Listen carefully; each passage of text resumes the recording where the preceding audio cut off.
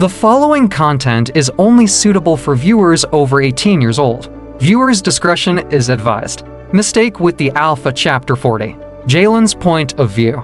My father wasn't happy with the way I was acting to my mate. He dragged me to my office when I started to draw attention to myself. My father, his beta, and Gemma were there too. Alvin and Ethan came with us, likewise my newfound mate. Her face was unhappy, but I don't seem to really care. I was even avoiding her face so as not to be pulled more by the mating bond. "What has come over you, Jalen?" my father asked. Being that he had handed over his title to me, he couldn't address me with authority, but he being my father, he still has power to correct me. I was glaring at them all. "I know what you went through looking for your mate, and now she's here, you still didn't want to accept her," he said in anger. "I never said I wasn't going to accept her," I snapped. What I said released the tension in the room, but that doesn't mean they weren't looking at me mysteriously. They couldn't understand me. "Then what's what happened out there all about?" he asked. "I hate to forward females," I growled. I was so angry. I didn't know if it's because she's my mate or because she called me mate. I'm just so pissed off. I know it wasn't fair taking out my anger on the poor girl, but I can't help it. "Jalen," my father scolded. I was looking at my mate, and I couldn't help but to compare her with my Sam. The mating bond was indeed enticing. I felt like rushing at her and marking her. But I was still thinking about Sam. "You have to apologize to her. You can't treat your woman like that," my father said.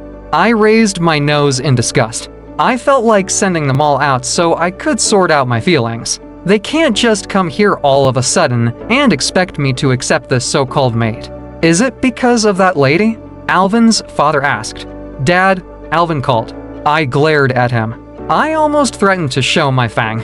Just as he mentioned her name, I knew I had to see her. Many paragraphs need to be included. Everyone in the pack would have heard about the news of my mate, and she also would have. Pain sliced through my heart as I imagined what she could be going through. "The maid?" my father asked. The way he called her got me angry. I stood up and started walking away. They couldn't call me since I'm their alpha. I looked back at Allison. "I need some fresh breeze. I'll be right back," I said, then left.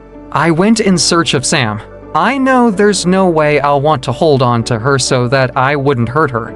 The mating bond is stronger than anything that could be imagined. I need to make sure Sam is fine. I start to look for her with her scent. I went to her room. Even those that saw me at the maid's quarters were so surprised. I never visited there. Alpha 1 bowed when she saw me. "Where is Samantha's room?" I asked, ignoring her greeting. "That way, Alpha," she pointed in the direction. I didn't even wait another second before I walked away.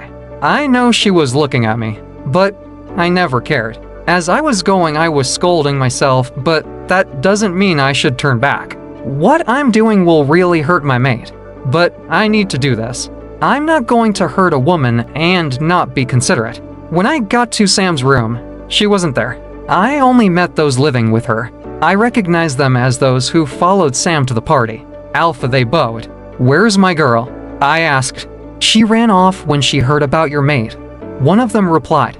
"And you can't follow her," I said in anger. "We wanted to, but someone stopped us saying she needs it," another answered. This reply got me angry.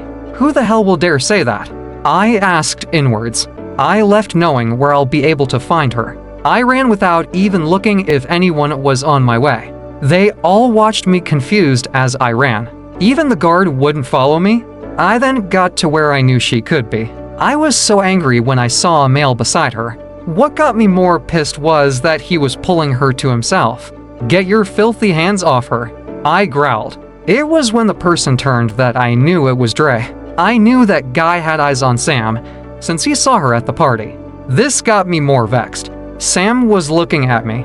It broke my heart that I made this woman cry. She has been the source of my happiness and peace for weeks now. I hate to see her like this. She wasn't looking good at her. Her eyes were as red as her hair. "What if I don't?" Dre asked. I didn't even think twice before I sped up and pushed him off Sam. I was more careful not to hurt her. I just took Dre's hand and dragged him to the floor. Dre fell to the ground while I towered over him. I wasn't one bit afraid of the Lycan Witch.